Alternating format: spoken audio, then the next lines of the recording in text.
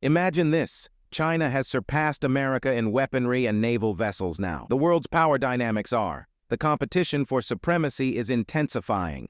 Uncover how China is quickly emerging as the defense force globally. China is ahead of America in the generation of warriors and ships, and in the pace of improvement in the defense industry. The distribution notes that, in spite of certain financial issues in China, defense investment in the nation is developing quickly, and a few zones of China's defense industry are a few times ahead of the American ones. China has caught up with America in its capacity to mass deliver weapons in expansive quantities. In expansion, China has ended up the world's biggest shipbuilder with a generation capacity roughly 230 times more prominent than that of America.